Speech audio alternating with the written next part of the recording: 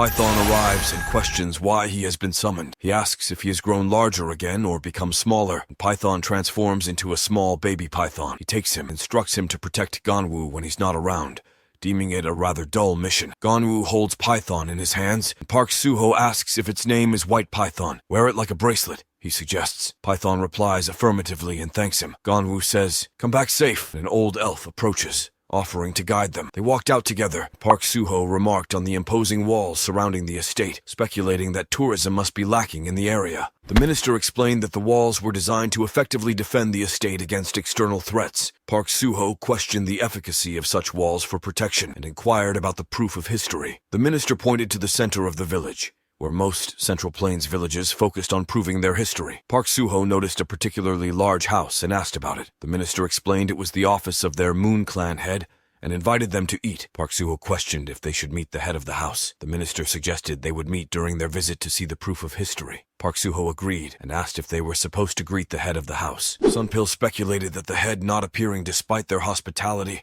was a test of each other's status, a childish custom of the Miram family. Park Suho and Sunpil sat down for tea and cookies. Park Suho commented on the tea being Skandra Chinin tea, and noted its infinite refillability. Sunpil, frustrated by the hour-long wait, felt ignored despite the courteous treatment. The serving lady, empathizing with Sunpil's frustration, found the situation familiar from her time as a slave, but she deemed making a guest and benefactor wait for an hour unacceptable. Sunpil tapped his hand on the table in annoyance. Park Suho inquired about the reason for his agitation. Sunpil urged them to stand up, indicating they were being deliberately ignored. Park Suho questioned if they were intentionally kept waiting, and if they were called there with ulterior motives. Sunpil expressed his discontent with such treatment, considering it impolite. He set his teacup down and suggested they proceed to see the proof of history, since no promises were made. At that moment, the head of the family entered. Sunpil confirmed their arrival, and Jung-sung introduced Park Suho as the head of the Park family on Earth, emphasizing that Park Suho had saved his life. The family head concurs and remarks that he has been waiting a long time and was very busy with work at the family office, which was rude. Park Suho agrees, and Jung-sung adds, "There." Diop intervenes, saying, "Please wait a moment," and suggests they might have done something unpleasant to him. He adds, "First, please sit down and let them talk about it, at least." Park Suho declines, stating he saw his expression, so it's okay, and mentions he has someplace to go, though he'll be leaving. Jung-sung acknowledges, "All right, if he continues like this." Wait a minute. The family head then questions if he is being rude or arrogant. How could he possibly commit such disrespect unless he thinks of our family as worthless? Before we continue, take a moment to answer the question of the day. Best martial arts type? Comment down below for a chance to be shouted out. Now, back to the recap. Jung-sung states that he believes there is a misunderstanding, and he and his grandpa will find him, while his father affirms that is correct, indicating that the Earthling is looking down on their family. Family head inquires if he claimed to have saved his life, to which Jung-sung confirms. The family head expresses dismay at being insulted in such a manner and seeks Jung-sung's opinion. Jung-sung remarks that it seems the manners of the Earthlings differ from those in their community and requests for his anger to be eased. The family head acknowledges the challenge of forgiving lowly Earthlings who lack manners,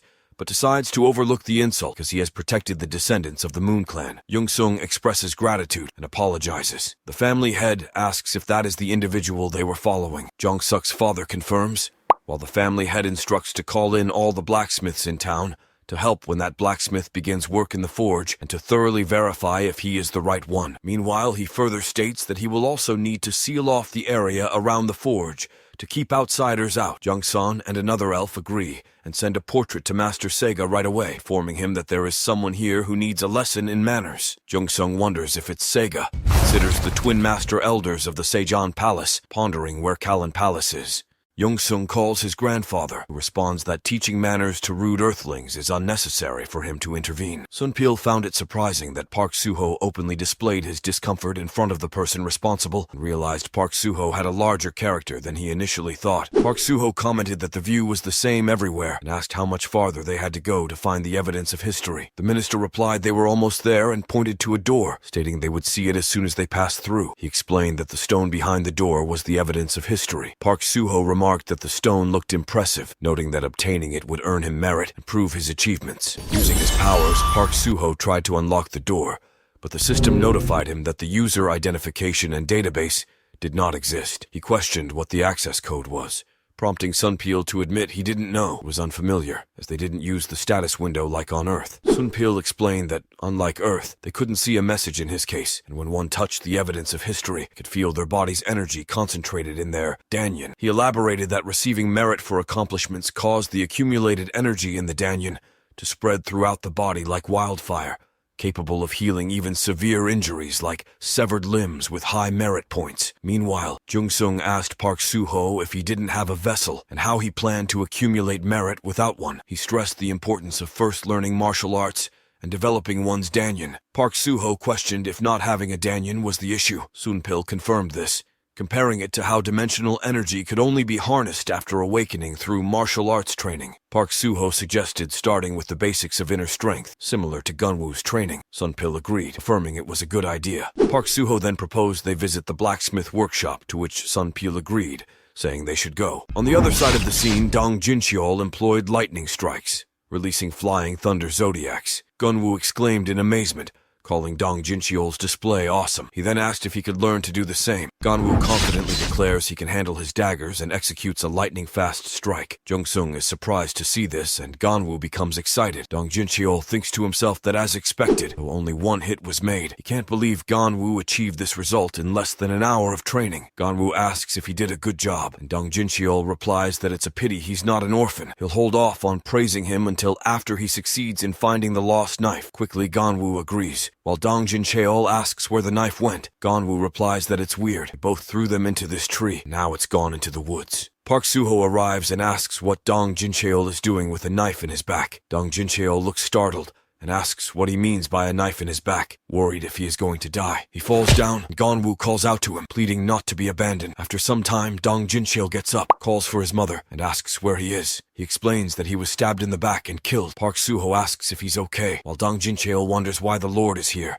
and if they died together. Park Soo-ho tells him to stop talking nonsense and teach him martial arts. Dong Jincheol asks what martial arts is and says he's sure he got hit by a knife, but the wound disappeared without a trace. He questions if it's too greedy for someone with such healing abilities to desire inner strength. Park Soo-ho asserts that he needs to form a connection, even if he has a knife to his throat. He emphasizes that he can't pass on his secret art to anyone outside his family, mentioning that he saved him. He asks if Dang Jincheol can tell him how to do it, or if he wants to be beaten to death. Dang Jincheol responds that instead of telling him, there's a condition. Park Soo-ho asks what it is, and Dang Jincheol says to call him father. Park Soo-ho asks why there isn't any change and slaps him, while Dang Jincheol asks if he felt any clarity or tingling sensation while breathing, replies that he didn't, and remarks that he's completely talentless, contrasting himself with his nephew, and wondering how someone like him could have mastered such strong external power and magic. Park Soo-ho asks if there isn't a way. He responds that even though he's like this, he comes from a prestigious family. What his lord needs right now is a basic level for beginners. He doesn't know the training methods suitable for someone like his lord, who is a dull warrior and only started training at a late age. Park Soo-ho insisted on finding a solution, prompting Dong Jincheol to note his impatient personality and mention a sudden method that came to mind. Meanwhile, Park Soo-ho asked if a place like this sold martial arts books. Dong Jincheol explained that what Park Soo-ho needed right now was a basic-level beginner's book. Bringing intermediate or advanced skills wouldn't be helpful. He suggested they could likely find such beginner books cheaply at any old bookstore down the street. Gunwoo pointed out a nearby bookstore, saying it was over there. They went to the bookstore, where Gunwoo picked up a book and started reading. The shopkeeper welcomed them and asked if there was a specific book they needed. Dong Jincheol explained they needed an introductory book on the Nongin method. The shopkeeper confirmed and mentioned they were in luck, as he had a book on the Nongam method that would be perfect for them. Park Soo-ho expressed happiness, remarking that it was great. The shopkeeper showed them a book titled 3 Regulations of Kiman and explained it was this book. Park Soo-ho asked how to read it, and Dong Jincheol elaborated that the 3 Regulations of Kiman was a mysterious mental method containing the principles of all things at this level of martial arts. The shopkeeper added that it was a profound secret book compiling techniques for using energy, which formed the basis of Hades martial arts. Park Soo-ho commented that the explanation seemed plausible. The shopkeeper continued,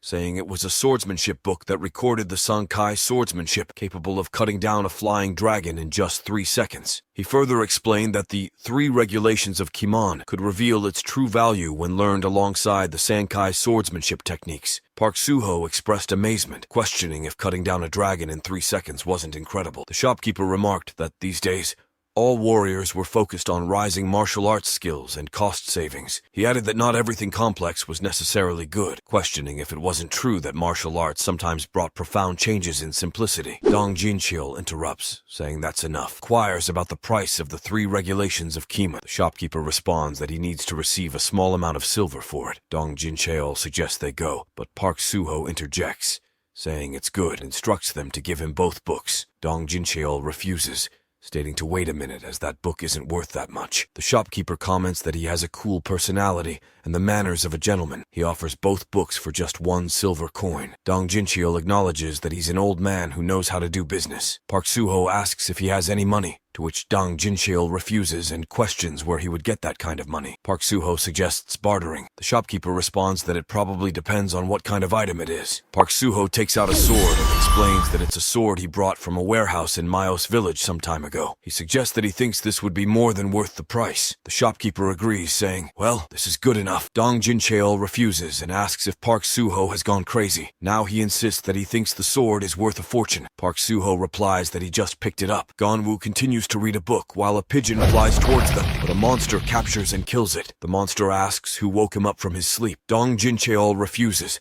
and says that if it is a trophy worth being kept by the Maimons, it must be the treasure of a famous warrior with great value. He says that exchanging it for this introductory book, even if he is really stupid, can he be that stupid? Park Suho orders him to be quiet as he is registering skills right now. The system notifies him that the 3 regulations of Kiman are being registered. He becomes excited and says it works. Dong Jincheol asks what he sees in front of him, and the system notifies him that the 3 regulations of Kiman, heaven, earth, and people, come into harmony and ultimately reach the level of unity. An additional skill, Kai breathing, is registered. Another notification says Kong is created. Park Suho became excited and exclaimed, it's done! It's really created! He asked if that was a Danyan, and noted that martial arts books share the same principles as skill books. Dong Jincheol commented that Park Suho had already accomplished everything, while Ganwoo eagerly requested to be taught as well. Dong Jincheol remarked that he would cut it short, feeling a bit remorseful despite having spent a ridiculously high price that wasn't his own money, but it achieved its purpose. After a moment, Park Suho agreed, telling everyone to quiet down. The system notified him that the skill, Sankai Swordsmanship,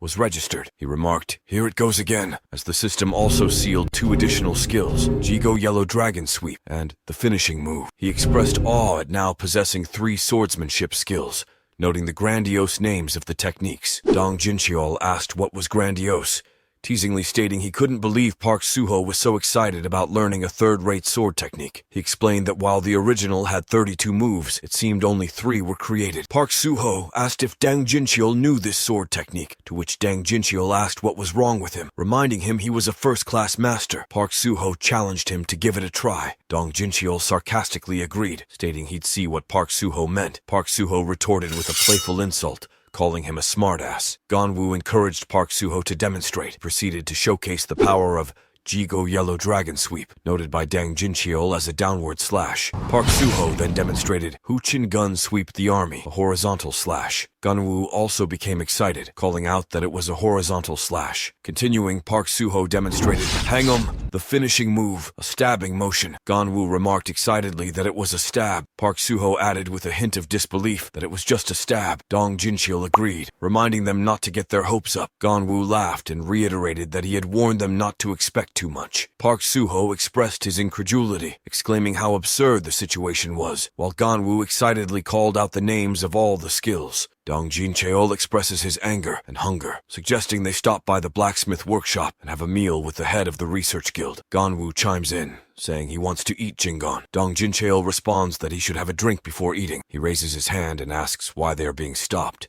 noting they are guests of the Moon family. A Moon family member arrives with some soldiers and declares that no matter who they are, they have no access to the smithy. Dong Jincheol refuses, stating there's a misunderstanding, becomes angry, takes out his sword and tells them to get lost. Dong Jincheol then asks if he did anything wrong while he was gone. Park Suho interjects, asking if he doesn't know, while Dong Jincheol and Ganwoo hide behind him. Dong Jincheol asks what he means, to which Park Suho tells them to move aside because he needs to meet his subordinate. The Moon family member warns that if Dong Jincheol doesn't leave now, he'll cut him down. Dong Jincheol tells them to hold on, stating that if they touch them, the entire Moon family will be at risk. Park Suho quickly attacks them, cutting down their heads instantly and exclaiming, "Damn bastards, get out of the way!" Dong Jincheol asks why Park Suho is doing this, mentioning that the entire Moon family will become enemies if he harms these people. He adds that if this news spreads to the Miram Alliance, it will cause even more trouble. Questions what's happening here, noticing the guards are down, and asks who these guys are. Dong Jincheol thinks that things are escalating. Meanwhile, Park Suho explains they're heading to the smithy, instructing Dong Jincheol to take care of Ganwoo and follow him. Ganwoo mentions that the white python is also here. Dong Jincheol wonders what this human thinks he's going to do. Park Suho runs quickly and attacks the guards, killing them in one hit. Dong Jincheol holds his head and curses, while Park Suho responds that he's worrying about unnecessary things again and doesn't understand. Sunpil works in his workshop, making swords. A person comments on his skills as an earthling, noting they're not average, and wonders how he can handle meteorite iron so skillfully. Another person asks if he's a foreign student, while someone remarks that he's not at the level of a student. Wangil excused himself as he brought water, but Sunpil abruptly tossed him aside, causing the water bowl to crash to the floor. He ordered Wangil to spread the spilled water over the leaves. Apologizing, Wangil quickly left the room. Jungsung's father glanced at Sunpil, remarking that it had been a while since he found something interesting, questioned how this lowly bastard dared to intrude and disrupt their gathering. He bellowed that Sunpil was losing his mind and suggested it might be time to bring him back to his senses with some punishment. The other elf agreed, noting his boredom without anyone to challenge. Meanwhile, Wangil approached the door and inquired about Park Suho. Park Suho explained he was there looking for someone and asked if Wangil had seen an earthling inside the smithy. Wangil informed him that the person was currently inside crafting a sword. Park Suho observed the focused atmosphere and suggested they wait until he finished.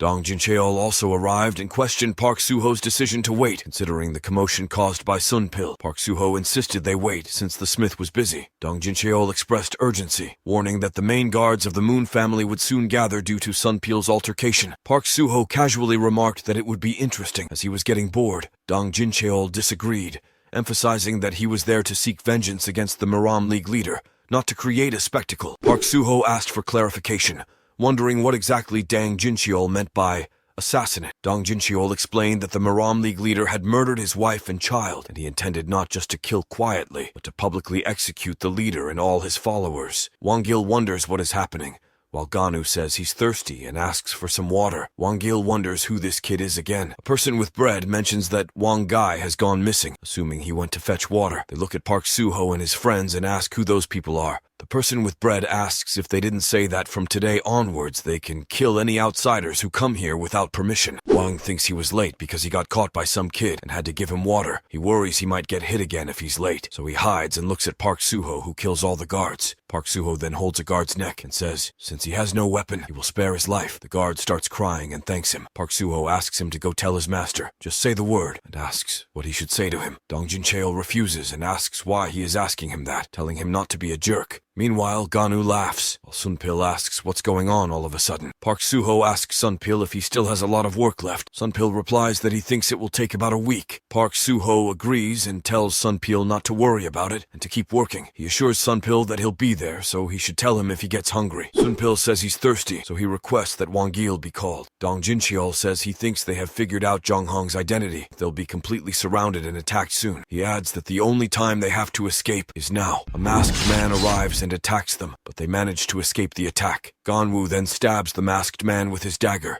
Dong Jincheol warns that it could be a scout sent before a grand-scale assault, and they might fall victim to the poisonous needles and conspiracies these guys use. He suggests hurrying up and leaving quickly. Park Suho says he has to go somewhere for a while, so he instructs Dong Jincheol to watch over the kids there. Dong Jincheol asks where the hell he is going in this situation. Park Suho replies that he's going to stir things up at the head's place. The scene shifts to the family head's house, where the family head mentions that the 12 guards of their family who were guarding the blacksmith workshop were annihilated in one blow. Another elf kneels in front of him and confirms that yes, the assailants' movements were so fast that the guards had no time to react. Based on his unparalleled abilities, Zhang's reputation as an ultra-peak master was unquestionable. Hearing this, Zhang's father queried if this meant Park Suho was truly a powerhouse of that caliber. The minister underscored the gravity of the situation, prompting Zhang to inquire about the matter. The minister explained that Park Suho had not only slain 2 of their finest blacksmiths, but also delivered a brazen message to the family head to mend his ways. Perplexed, the family head questioned if they understood the implications of this insolence. Jiangsu speculated that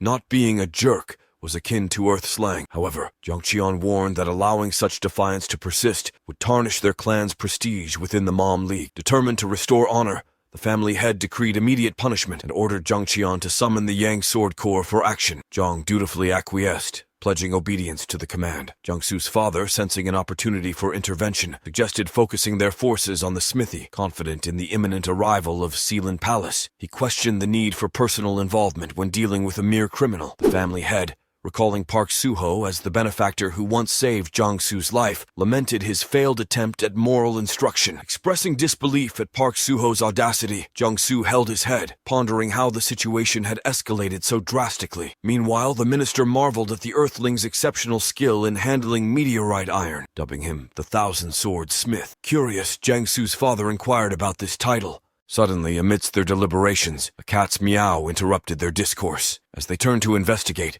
a mysterious cat sauntered into the room. Startled, the family head questioned the animal's erratic behavior, only to witness a miraculous transformation. The cat morphed into Park Suho himself. Without hesitation, Park Suho lunged at the family head, demanding to know if he was the fool who dared place a bounty on his head. Before we continue, let's take a moment to shout out at Nanzia Muleta 5617, who commented, "Thanks, I'm loving the content. Keep the hard work up on our Questism video. Thanks for commenting." An elf mentions that he attacks the family head, while Park Suho goes after the senior elf. Family head quickly retreats and escapes his attack, remarking on his foolish act. Park Suho asks why he's avoiding it and suggests he seems to be craving a fight. Just then, guard elves arrive, declaring it's an enemy attack and urging him to protect the family head. They attack him with swords, but he grabs one and throws him out of the house and uses magical stems to capture the rest. Another elf draws his sword and accuses him of being a demonic cultist for using unknown sorcery, believing they should have cut him down on the spot earlier. He runs to attack Park Suho, who kicks him away, wondering what he said. The family head attacks from behind, using Park Suho, but he dodges quickly. The family head thinks he dodged it, but his sword stabs into the ground. Park Suho kicks him and he falls, coughing. Park Suho rushes to attack again, using heavenly thunder palms, and they clash. The family head asks if he thinks he can withstand their family's secret technique, the heavenly thunder palm, passed down through generations. Park Suho counterattacks, suggesting he's the one who will withstand it. As the senior elf continues to attack, Park Suho counterattacks and cuts his arm, leaving him in disbelief. Suddenly, a huge explosion destroys everything. Park Suho stands calmly near the injured senior elf, shocking his son, who witnesses it. The family head, coughing and reflecting on their ancestral secret technique, demands to know who Park Suho is. Park Suho compliments the technique demonstrated and remarks on lasting longer than expected, noting differences even among peak masters of the same rank. The senior elf asks what Park Suho plans to do next, questioning if he heard his message. The senior elf solemnly cautioned Park Suho, explaining that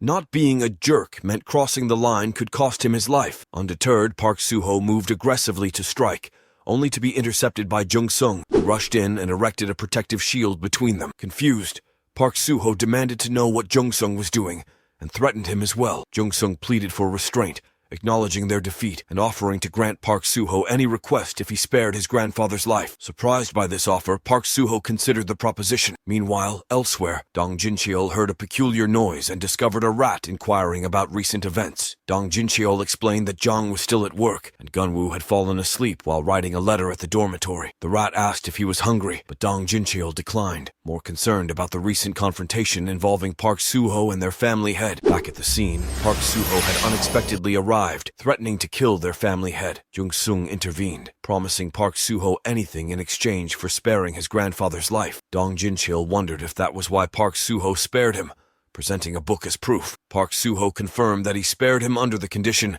that he could borrow the book and use the blacksmith workshop for a week. Dong Jincheol recognized the book as containing a martial arts secret technique created by Moon Situ, the 13th generation descendant of the Mun family, who gained enlightenment after being struck by lightning, known as Heavenly Thunder. He realized that Park Suho had extorted this valuable martial arts secret, traditionally guarded and passed down through generations of their family heads. Meanwhile, Park Suho chuckled, asking if the book looked appealing. He assured them he would fulfill whatever request Jung Sung had in mind. Perplexed, Park Suho questioned what wish fulfillment entailed. Jung Sung explained that losing their family's secret technique was a profound humiliation, akin to the family's potential extinction. He cautioned Park Suho that not only local masters but also league authorities would soon come seeking answers, keeping him busy. Park Suho, reflecting on his recent battle with M-Clan's head, noted an increase in his internal strength, but wondered why he couldn't yet sense his Danyan. Jung-sung clarified that the initial surge wouldn't satisfy his thirst for power, emphasizing the need to practice the 3 regulations of Kimon. He assured Park Soo-ho that with time, he would harness the full power. Park Soo-ho says he doesn't quite understand the feeling and asks if he should have just killed him. Later,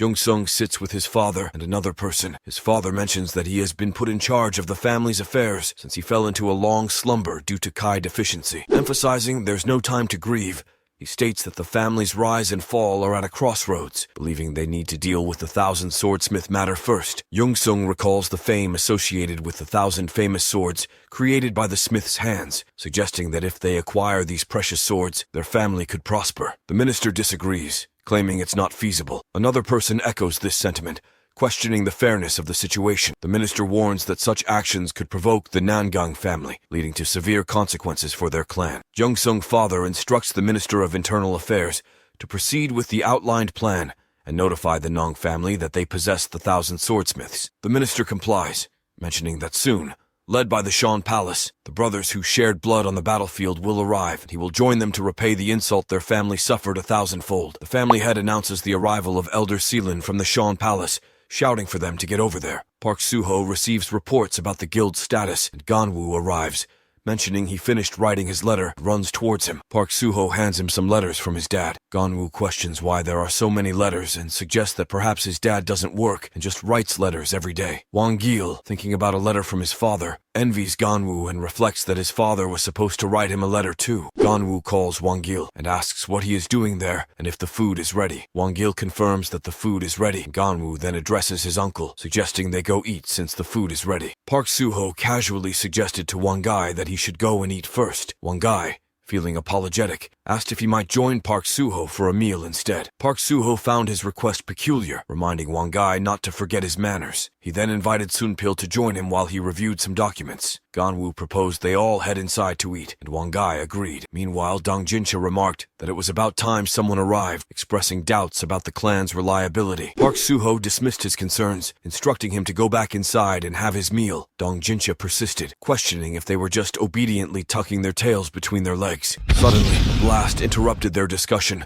prompting Park Soo-ho to inquire about its source. Dong Jin suspected the involvement of a martial arts master wielding the power of ice. Elder Sholjingung arrived at the scene and demanded to know who Park Soo-ho was. Park Soo-ho identified himself, raising his hand confidently. Dong Jin-cheo worried about the danger if Park Soo-ho provoked Elder Sholjingung. The elder remarked that he had arrived with high expectations, having heard of Park Soo-ho as a formidable opponent. He seemed disappointed by Park Soo-ho's appearance, describing him as ugly. Park Soo-ho, offended, asked Elder Sholjingung to repeat his comment. The elder declared his intention to punish Park Soo-ho, asserting that his existence was profoundly worthless. Jong S.'s father and his entourage bowed before Elder Sholjingung, advising Park Soo-ho not to face him alone if he wished to survive. They described him as a demon of ultra-peak rank, skilled in sorcery, and recommended cooperation with 50 members of the Rang Sword Corps for any chance of victory. Elder Sholjingung questioned their suggestion, asking if they were underestimating him. He warned that any attempt to aid Park Soo-ho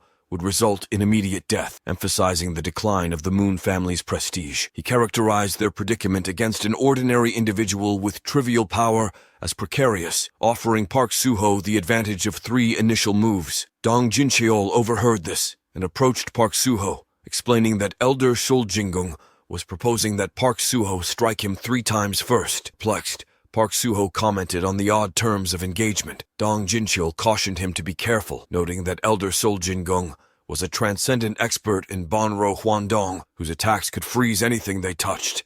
Park Soo-ho rushes to attack him and punches him. Dong Jincheol observes that it clearly happened right in front of his eyes, but he couldn't see it. Park Soo-ho asks who Banro is. Dong Jincheol explains that he's over 100 years old, but in a youthful body, wondering if Park Soo-ho is similar to him, or if he's already dead. Questions why Banro isn't standing up. Elder Sholjingung wonders what happened as he couldn't see Park Soo-ho move at all. Park Soo-ho walks towards him and questions why he isn't moving despite not hitting him hard. Elder Sholjingung replies that he's faster than he looks. Now they're there are 2 left. While Park Suho slaps him so hard that he cries and holds his face, Park Suho asks if it hurts and remarks that there's still 1 more left. Elder Soljingung tells him to wait a minute, but Park Suho insists there's still 1 more hit left and runs towards him. Elder Soljingung uses his skill, Glacial Embodiment, to attack Park Suho and employs Hexogen. Park Suho witnesses this power, and Dang Jinch advises him to escape immediately. Elder Soljingung says Gakengal and thinks Park Suho is gone. Park Suho asks why he still hasn't hit him with his last move yet, and abuses him, attacking him from behind. Quickly activates his Form 5 Ice Expansion Escape, while Elder Soljingung thinks Park Suho is using his fist to punch Ice Expansion Escape. He asks if it's a technique that uses moisture in the air to create ice. Elder Soljingung uses Form 2 Dragon Scale to attack Park Suho, but he escapes from that attack again. Elder Soljingung thinks he caught him and that he can't avoid it while he's in the air, so he uses Form 8 Dragon Horn. Park Suho transforms into a pigeon and flies away. Elder Soljingung believes Park Suho is transforming into an animal and remarks that he truly appears to be a demon. He asks if Park Suho possesses any additional petty tricks to showcase. Elder Soljingung employs the Glacial Sword, and they engage in a duel attempting to defeat each other. He questions how Park Suho dares to engage in combat with the Glacial Sword using a mere dagger. Park Suho apologizes, stating it's all he possesses. What will happen next? Find out next time by staying tuned for our future recaps. Don't forget to like and subscribe for more great recaps.